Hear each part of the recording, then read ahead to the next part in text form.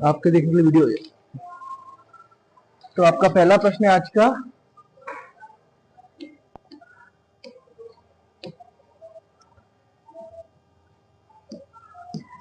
कि संख्या 6 और 20 का एचसीएफ ज्ञात कीजिए। तो एचसीएफ ज्ञात करने के लिए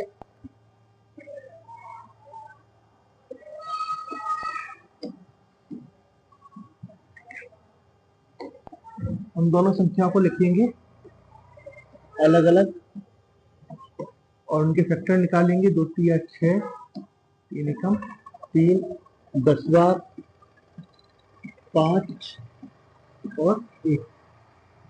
6 के बराबर लिखेंगे हम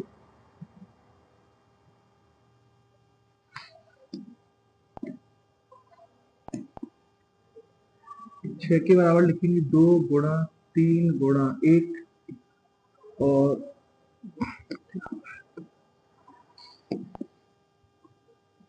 20 के बराबर लिखेंगे 2 गुणा 2 गुणा 5 गुणा 1। इन दोनों में कॉमन फैक्टर क्या है? 2, इसलिए HCF हो जाएगा आपका। ठीक है,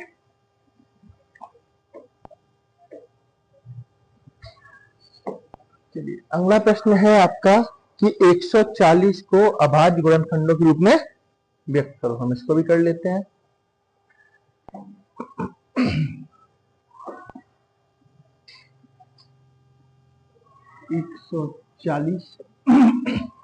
कोशिश करूंगा कि ये जो सॉल्व कर रहा हूं ना मैं, स्लाइड बाय स्लाइड पीडीएफ के रूप में उसी में नीचे अटैच कर दूंगा डिस्क्रिप्शन बॉक्स में। ठीक है, जहां आपको पेपर मिलते हैं ना डिस्क्रिप्शन बॉक्स में, वहीं इसकी पीडीएफ भी दे दूंगा अगर बन गई तो। यह है आपका छठवे का, और 2 से काटेंगे 70, अभी भी 2 से जाएगा, अब 3 से भी नहीं जाएगा तो 5 से और 7 से 1 पर। 140 बराबर 2 गुणा 2 गुणा 5 गुणा 7, ये हो जाएगा 2 का वर्ग गुणा 5 गुणा 7, इनकी का 1। ये होगा इसके अभाज्य गुणनखंड।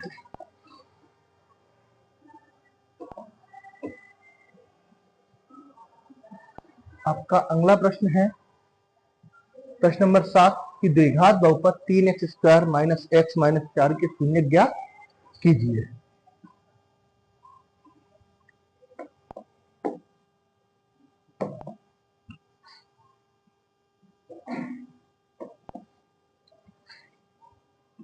क्या प्रश्न है? 3x² माइनस x माइनस 4 के शून्य। ठीक है, इसको हम कैसे हल करेंगे कि 3x² माइनस x माइनस 4, 3 और माइनस 4 का गुणा करेंगे तो माइनस 12 आएगा। माइनस ये बताता है यहाँ x के साथ जो संख्या लिखी हुई है वो घटा के मिलेगी, और 12 ये कहता है कि ये 12 के गुणनखंडों से मिलेगी। तो 12 के ऐसे गुणनखंड जिनको घटा के 1 प्राप्त होगा वो होगा 4 तिया 12, 4 माइनस 3, तो 3x² माइनस 4x। एक काम करते हैं, जैसे बताया वैसे कर देते हैं। ये माइनस सवाल का और ये आपका गुणनखंड और माइनस 4। इधर से माइनस गुणा करेंगे, उधर से एक्स का करेंगे, दोनों एक साथ करेंगे। Minus 4x plus 3x minus 4, यहाँ पे आपका x कॉमन तो 3x माइनस 4, यहाँ पे फिर से आपको 3x माइनस 4 ही बनाना है। तो मैंने बताया इसकी और इसकी तुलना करके दोनों प्लस के तो प्लस आएगा और कुछ भी अंतर नहीं है तो 1 आएगा। तो 3x माइनस 4 और x प्लस 1। अब लिखेंगे बहुपद 3x² माइनस x माइनस 4 का मान 0 होगा। कब होगा? ये अभी होगा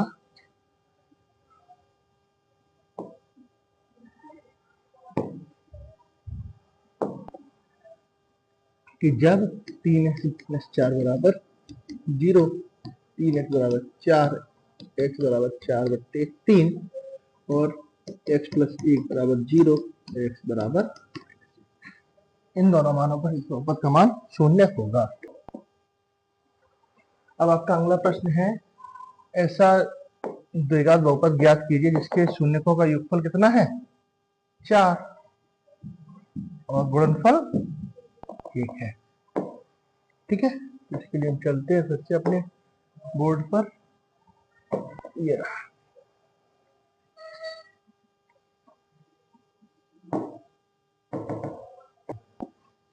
आपका प्रश्न क्या था कि ऐसा द्विघात बहुपद ज्ञात कीजिए इसके शून्यकों का योगफल कितना दिया था। शून्यकों हल कर रहे हैं डायरेक्ट में ना,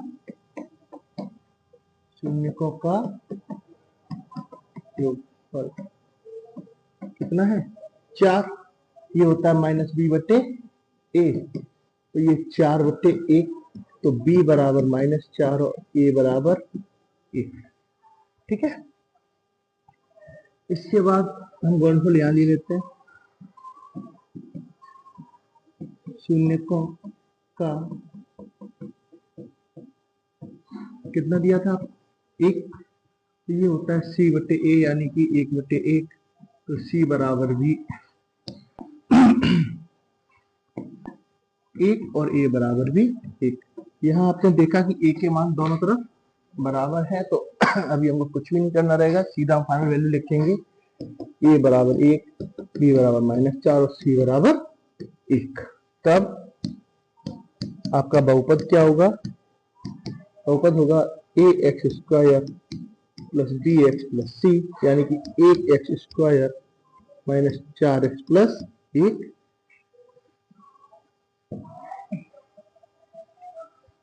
एक अन्य बहुपद जो इन शर्तों को संतुष्ट करेगा, वो कौन सा होगा कि x² -4x प्लस 1, ये आपका आंसर होता है। ठीक है, अब आ जाते हैं अगले प्रश्न पर आपके। और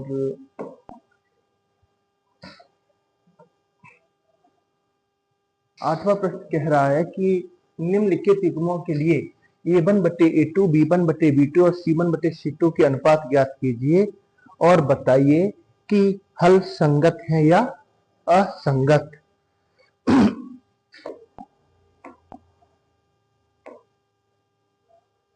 तो आपका जो अगला प्रश्न है, प्रश्न आपने देख लिया था है ना, प्रश्न नंबर 8 है इसका जो आपका, ये कह रहा है कि समीकरण है एक 5x - 4y प्लस 8 बराबर 0 और दूसरा है 7x प्लस 6y -9 बराबर 0। कोशिश करो मैं स्लाइड उसमें डिस्क्रिप्शन में आपको दे दूं, है ना। क्या करते हैं,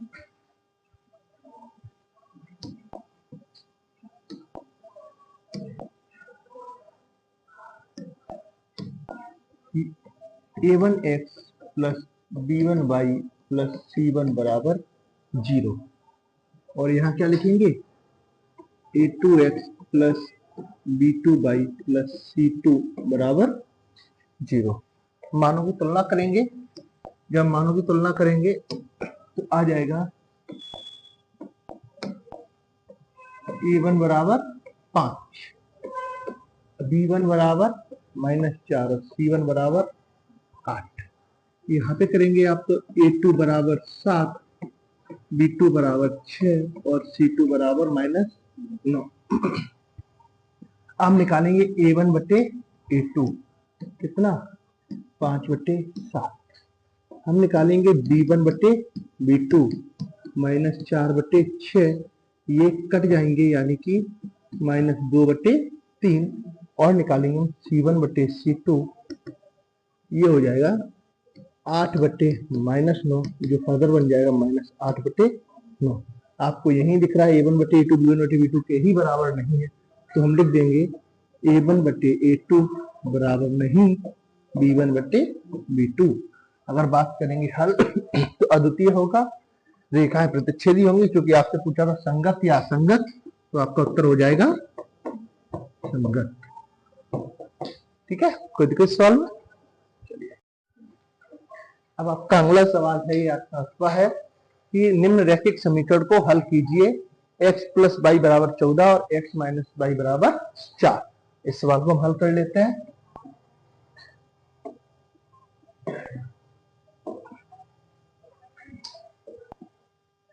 अब हम कर लेंगे 8 का और।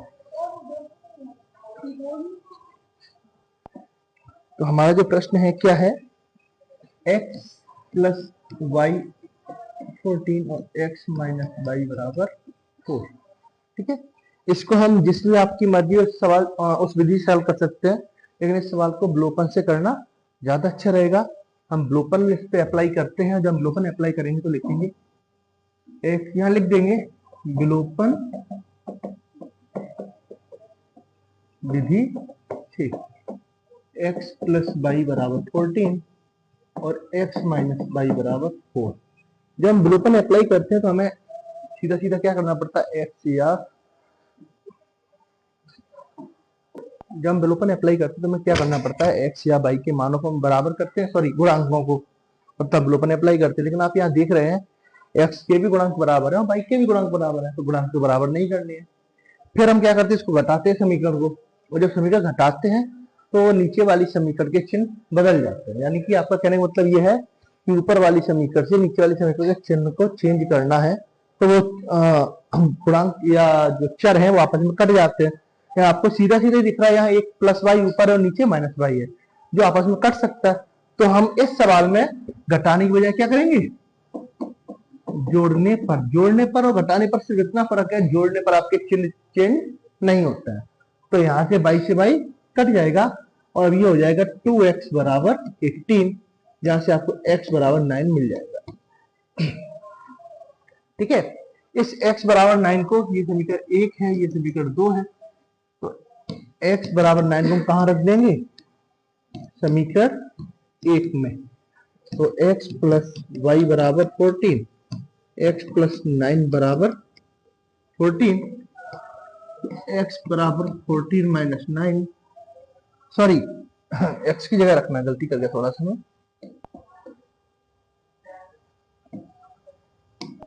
9 प्लस वाई बराबर 14, तो y बराबर 14 माइनस 9, y बराबर कितना आ गया, आपके उत्तर हो गए x बराबर 9 और y बराबर 5। इन सवालों जब हल करेंगे तो एक बार आप एक काम और कर लीजिएगा, हल करने का जो आपका उत्तर आ जाए तो इन दोनों मानों को आप किसी भी समीकरण में रख के एक बार देख लीजिएगा कि समीकरण संतुष्ट हो रही है या नहीं। यहाँ इस समीकरण में आप x बराबर 9 और y बराबर 5 रखेंगे तो देखो 14 बराबर 14 हो गया।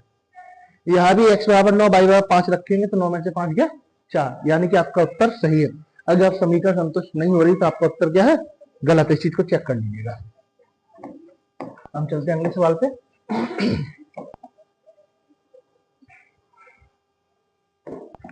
सवाल नंबर 9 एपी से आया हुआ है और ये बोल रहा है कि दी हुई एपी के अगले दो पद लिखना है। ये जो एपी दी है आपको, इसके आपको अगले दो पद जो भी यहां आएंगे वो लिखना है। 4 पद हमको दिए गए हैं। हालांकि आप लोग सवाल करके लाए होंगे, फिर भी चलिए हम देख लेते हैं इसको कैसे करना है। आपको एपी दी है, क्या एपी दी थी, ये है आपका क्वेश्चन नंबर 9। ठीक है, एपी है 4,10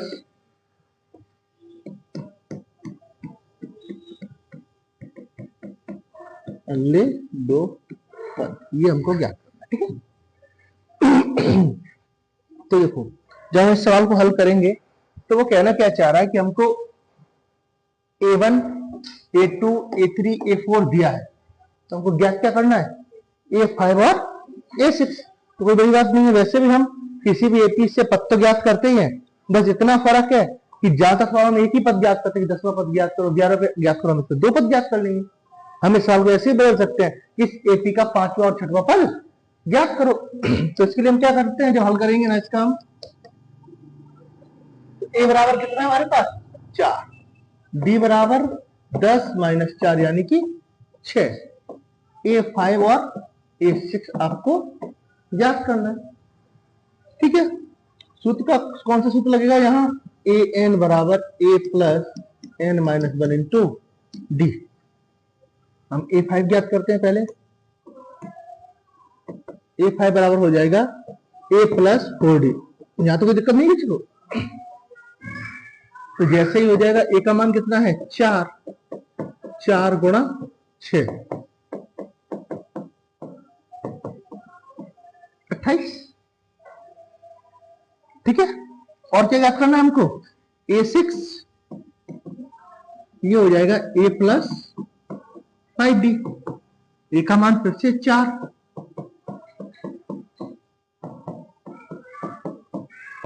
कितना हो जाएगा? 30। ये आपके दोनों पद ज्ञात हो गए, ये 28 और अगला 34, ठीक है। अब आपका अगला पद है कि नीचे दिए हुए योगफल को ज्ञात कीजिए, ठीक है। उसने कुछ संख्याएं आपको दी हैं, उनका योगफल ज्ञात करना है। तो हम कर लेते हैं ज्ञात। 34, 32, 30 और 10 है ना। ठीक है, सवाल क्या? तो सवाल भी आपको दिखाई रहे हैं स्लाइड में, है ना। थोड़ा सा वीडियो पॉज करके या फिर आप पेपर डाउनलोड करके, मैंने डिस्क्रिप्शन में पेपर रख दिए हैं सारे 2021 से लेकर के 25 तक के, आपको सॉल्व भी करने हैं और वहां से आपको पेपर मिल भी जाएंगे, ठीक है। बाकी शॉर्ट में सवाल में लिख ही देता हूँ। देखो, योगफल ज्ञात करना। योगफल ज्ञात करने के लिए एसएन का फॉर्मूला, और एसएन के हमारे पास दो फॉर्मूले हैं। कौन कौन से? एक तो अगर मैं बात करूं इधर कि एसएन बराबर n/2 2a plus n minus 1 into D, और एसएन बराबर n/2 a प्लस l। दोनों फॉर्मूलों को अप्लाई किया जा सकता है, क्योंकि हमको एल भी दिया है, अंतिम पद भी दिया है, हमको ए भी दिया है, लेकिन एन के बारे में कोई बात नहीं की है उसने। इसको अप्लाई करना है तो भी देखो, ए तो हमको दिया है और डी हम निकाल सकते हैं, लेकिन यहां भी एन के बारे में बात नहीं की है।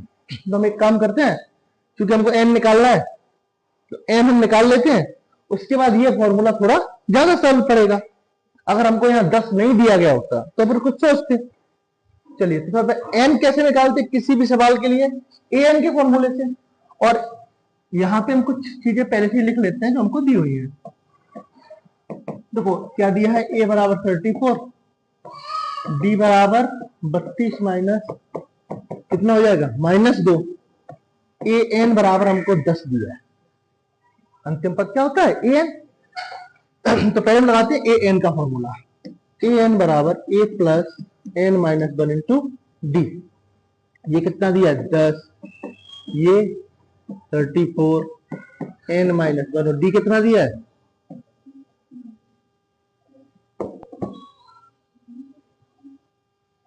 एन माइनस 1 और डी कितना दिया है? -2। ये हो गया, ठीक है। तो हमने इसको पक्षांतर किया, तो 10 माइनस ये हो गया -24। -2 का भाग बना दे रहे हैं।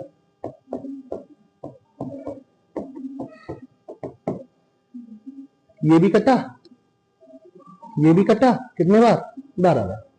हम इसको पलट के लिख देते हैं, n माइनस 1 बराबर 12। तो n बराबर कितना आ गया? यहां से हमको n मिल गया। जब हमको यहाँ n मिल गया है तो हम क्या करते हैं कि इसी फॉर्मूले लगा देते हैं, है ना। इसको थोड़ा हम ऊपर लिख के यहाँ हल कर देते हैं, ठीक। हम अब आप चाहो तो कोई भी फॉर्मूला यूज कर सकते हो, क्योंकि इसकी भी सारी चीजें आपके पास हैं और इसकी भी सारी चीजें आपके पास है। हम नीचे वाले फॉर्मूले से हल कर देते हैं, ये लिखा हुआ है इस वजह से। तो एस एन बराबर, एन का मान क्या है? 13/2, ए का मान कितना? 34 और एल का मान कितना है? 10, ठीक है। तो एस एन बराबर, क्वेश्चन हटा दे रहे हैं, सीधा जोड़ें, कितना हो जाएगा? 44। तो एस एन बराबर, इसको काट दोगे आप कितने बार? 22 बार। तो 13 दूनी 26 और 13 दूनी 26, 27, 28, 286। चलिए अगला प्रश्न है कि त्रिभुज पी क्यू आर की भुजाओं पी क्यू और पी आर पर क्रमशः बिंदु ई और एफ स्थित है, बताइए कि क्या ई एफ समांतर क्यू आर है, जबकि PE Q E P F और आर एफ की आपको मान दी। इसको यही कर देते ज्यादा सही है ना। तो हम क्या करेंगे, इसने बोला है कि पी क्यू आर की भुजाएं, तो एक त्रिभुज बनाया हमने, ये बनाया पी क्यू आर, ठीक है, पी क्यू और आर। पी क्यू पर ई है और इस पर क्या है एफ, ये हो गए। बाकी आपको पीई 4 दिया है, ये 4.5 दिया है, ये 8 दिया है और ये 9 दिया है। और इसने बोला है कि बताइए कि ई एफ समांतर क्यू आर है। अगर हमने इनको एक ही अनुपात में सिद्ध कर दिया या समान अनुपात में सिद्ध कर दिया तो ये आपकी थेल्स थ्योरम का उल्टा कथन है। पहले हम एक काम करते हैं, कुछ भी नहीं करेंगे, आपको इसका हल करने का तरीका क्या है।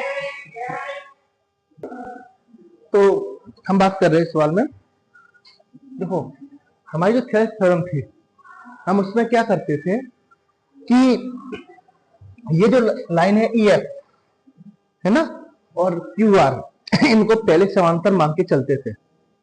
हमारा कथन क्या है, यदि किसी त्रिभुज में एक रेखा के समांतर अन्य भुजाओं के को काटती हुई कोई रेखा खींची जाती है तो वे भुजाएं समान अनुपात में विभाजित हो जाती हैं।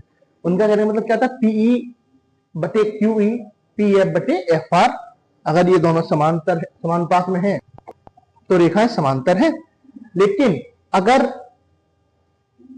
ये समान अनुपात में हैं तो रेखाएं भी समांतर होंगी, और यदि ये समांतर हैं तो ये अनुपात समान होंगे। ये थेल्स है और उल्टा है, यदि ये समांतर हैं तो रेखाएं भी यदि ये समानुपाती हैं, ये पॉइंट समानुपाती हैं तो रेखाएं समांतर होंगी। ये थेल्स थ्योरम का ब्लूम है। तो हम यही करने वाले हैं।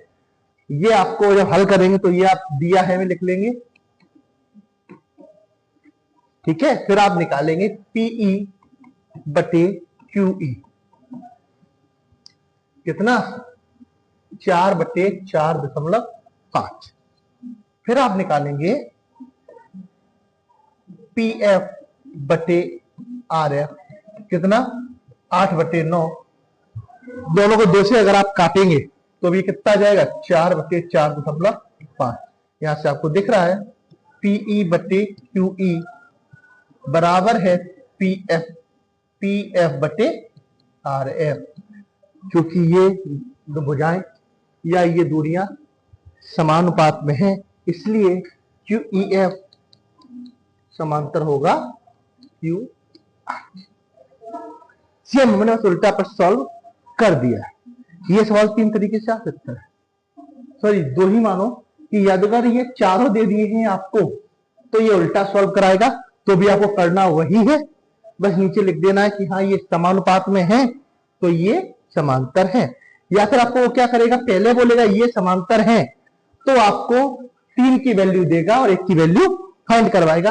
तब आप यहां से ऐसा करेंगे, पहले ये लिखेंगे फिर ये लिखेंगे, 3 के मान रखेंगे और 1 का मान निकल आएगा, ठीक है।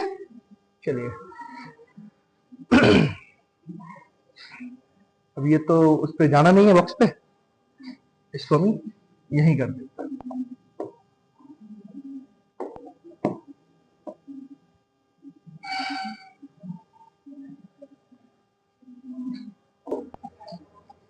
अब आपके सामने अगला प्रश्न है कि आकृति में यदि पी क्यू समांतर आर एस है, ठीक है, तो सिद्ध कीजिए त्रिभुज ओ पी ओ क्यू सर्वांगसम होगा त्रिभुज एस ओ आर के, ठीक है। हम इसको सॉल्व करते हैं। तो सबसे पहले आप ये देखिए, इसने आपको बोला है कि ये वाली जो लाइन है और ये वाली जो लाइन है क्या है, समांतर है, ये लिखा हुआ है, ठीक है। तो हम यहीं से शुरुआत करेंगे, क्या कि दिया है और क्या दिया है पी क्यू समांतर आर एस, और अगर पी क्यू समांतर आर एस होगा तो आपको कक्षा 6वीं का एक सवाल याद आ रहा होगा जो हमने पाठ 6 में पढ़ा था कि यदि दो समांतर रेखाओं को एक तिर्यक छेदी रेखा प्रतिच्छेद करती है तो एकांतर कोण बराबर होते हैं। कहने का मतलब ये कोण और ये कोण बराबर होंगे, ये कोण और ये कोण बराबर होंगे और कैसे होंगे? एकांतर कोण। क्या होंगे? एकांतर कोण। तो हम लिख देते हैं क्या कि कोण क्यू पी एस बराबर होगा कोण आर एस क्यू के। ये लिखने में कोई दिक्कत? क्यू पी एस ये वाला कोण बराबर होगा आर एस क्यू के। ठीक है, एक चीज आ गई। अब अगर ये पूरा कोण लिख रहे हैं, अगर हम इसको सिर्फ इतना भी लिख दें तो भी तो, अरे अभी इस कोण को हम क्यू टी और एस पूरा लिख रहे थे, अब अगर हम इस कोण को इतना भी लिख दें, अरे भाई अगर हम इस कोण को इतना भी लिख दें तो आपको कोई दिक्कत नहीं होनी चाहिए, क्योंकि लाइन आगे जा रही तभी कोण तो एंगल तो चेंज होगा नहीं। सेम ऐसे ही जो इस कोण को आर से लेकर क्यू तक लिख रहे थे, इसको हम इतना लिख सकते हैं, है ना? तो बस इसको देख के हम क्या लिख सकते हैं? कोण क्यू पी ओ बराबर होगा कोण आर एस ओ के। हाँ, कोई दिक्कत तो नहीं है? ठीक है, दूसरी चीज हम इन सबको मिटा देते हैं। ये तो हमें समांतर रेखा वाला कंसेप्ट था। अब आ जाते हैं हम इन दो रेखाओं को फोकस करते हैं, एक ये है और एक ये है। ये आपस में प्रतिच्छेदी रेखाएं हैं और जब भी दो रेखाएं आपस में काटती हैं तो उनके शीर्षक कोण कैसे होते हैं? बराबर होते हैं। अब हम लिख देंगे कोण, या फिर एक काम करते हैं और अच्छा इसको लिख देते हैं, त्रिभुज पी ओ क्यू और त्रिभुज आर ओ एस में कोण पी ओ क्यू बराबर होगा कोण आर ओ एस के। क्यों? शीर्षाभिमुख है। ठीक है, इसी में कोण क्यू पी ओ बराबर होगा कोण आर एस ओ के, हम पहले ही सिद्ध कर चुके हैं।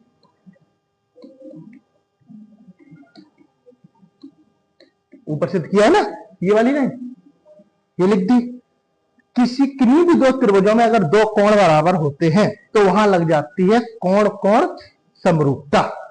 और जैसे ही देखो हमने इन दोनों त्रिभुजों में ये दोनों कोण बराबर कर दिए तो यहां क्या लगेगी? कोण कोण समरूपता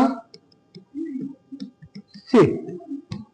और जैसे कोण कोण समरूपता लगाएंगे तो हम लिख देंगे त्रिभुज पी ओ क्यू समरूप होगा त्रिभुज एस ओ आर। ये आपका सिद्ध होता है, इति सिद्धम।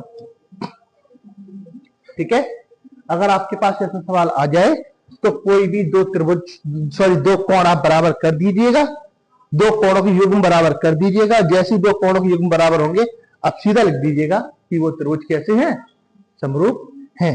हालांकि अगर ऐसे ही प्रश्न आता है तो आप इसको ऐसे हल कर सकते हैं। ठीक है, चलिए, तो हमने 12वां मेन तक देख लिया था, है ना? अब है कि बिंदु ए की निर्देशांक ज्ञात कीजिए जहां ए बी वृत्त का व्यास है और जिसका केंद्र 2, -3 तथा बी के निर्देशांक 1, 4 हैं। ठीक है, तो हम इसको हल कर लेते हैं।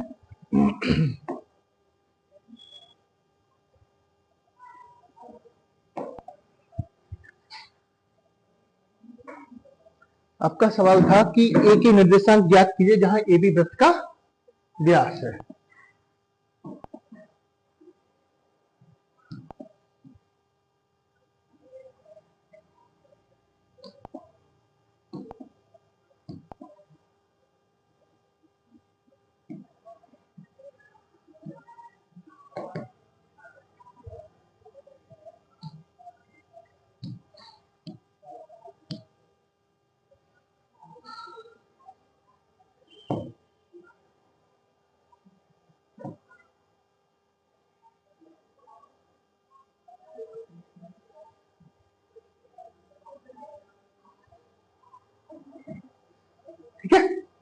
एक वृत्त है, ये ए, यहाँ पर ये आपका ए है, ये बी है, यहाँ पे कहीं ओ होगा, केंद्र होगा।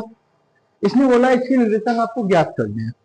ठीक है, जब हमने इसकी आपकी थ्योरी पढ़ाई थी, ये है आपका 12th का अथवा। जब हमने इसकी थ्योरी आपको पढ़ाई थी तो मैंने आपको बता दिया था दो चीजें, कि वृत्त के व्यास का सवाल आ जाए तो आपका जो जो विभाजन सूत्र है वो बन जाता है x बराबर x1 प्लस x2 बटे 2 और y बराबर y1 प्लस y2 बटे 2। जहां x1 y1 तो इसके निर्देशांक होंगे और इसके क्या होंगे x2 y2 और इसके होंगे x y। ठीक है, अब हम देख लेते हैं हमें सवाल में क्या क्या दिया था। सवाल है मेरे पास, मैं वहीं से डायरेक्ट लिख देता हूं कि हमको दिया है इसके निर्देशांक 1,4, केंद्र दिया है 2,-3 और बोला है ए के निर्देशांक ज्ञात कीजिए। तो हम यहां सीधा लगाएंगे सूत्र कि x बराबर x1 प्लस x2 बटे 2।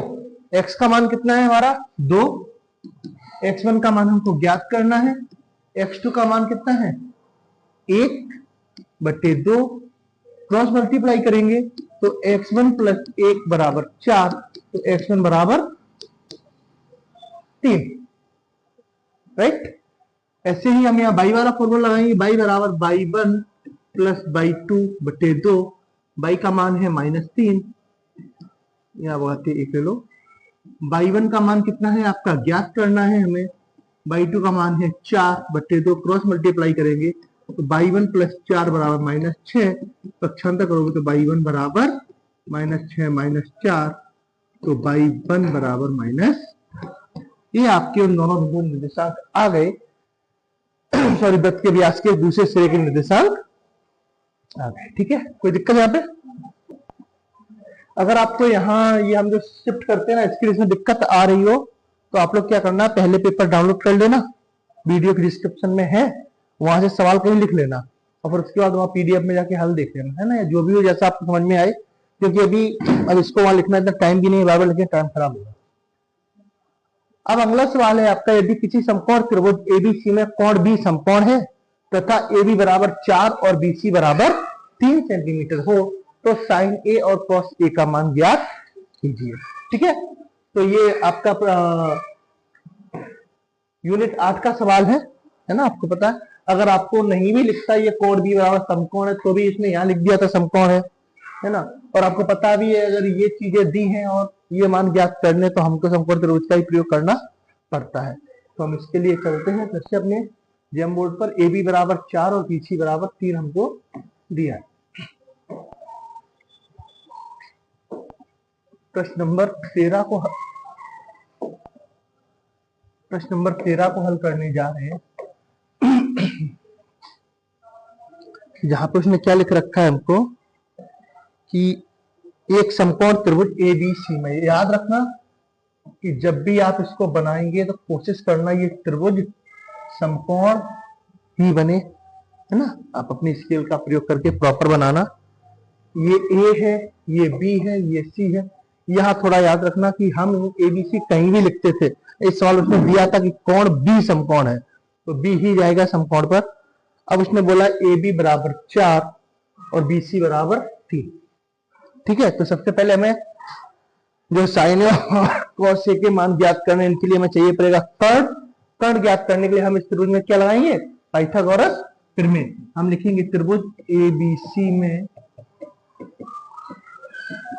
पाइथागोरस प्रमेय से, और पाइथागोरस प्रमेय हमारी क्या कहती है, अब हम इतना आगे आ गए हैं कि आपको भाषा लिखने की नहीं है, सीधा लिखो आप कर्ण का वर्ग बराबर लंब का वर्ग प्लस आधार का वर्ग। अब आपको यहाँ कर्ण लंब आधार सवाल में दिखाने की जरूरत नहीं है, सीधा दिख रहा है। समकोण त्रिभुज है तो BC लंब होगा और AB आधार होगा, क्योंकि हम कोण A की बात कर रहे हैं। अगर कोण C की बात करते तो AB आधार होता, जो सॉरी AB लंब होता और BC आधार होता। हम मान किसकी ज्ञात करना है, साइन A और कॉस A के, तो कोण A पे ही बात करेंगे। तो A से देखेंगे तो आधार क्या होगा, सॉरी लंब क्या होगा आपका BC और आधार होगा AB और कर्ण होगा AC का वर्ग बराबर BC का वर्ग प्लस AB का वर्ग ए सी का वर्ग आपका हो जाएगा 3 का वर्ग प्लस 4 का वर्ग 9, सॉरी 3 का वर्ग 9 प्लस 4 का वर्ग 16। तो AC का वर्ग बराबर 25। तो AC बराबर कितना आ गया? 5। ठीक है, AC बराबर 5 आ गया, ये हमने लिख लिया यहाँ पे। अब हमको मान ज्ञात करने थे आपके।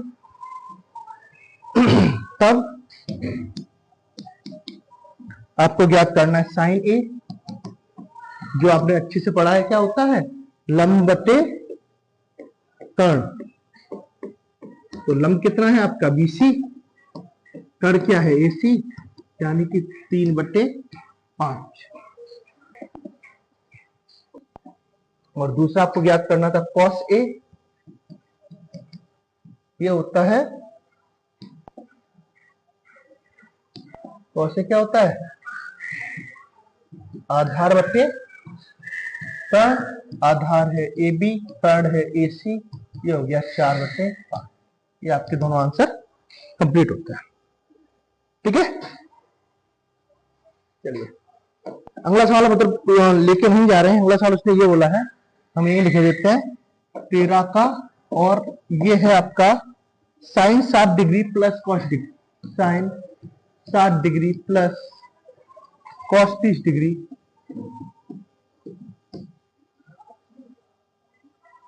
सॉरी यहाँ प्लस नहीं, कुछ भी नहीं है ना, साइन 60 कॉस 30 प्लस साइन 30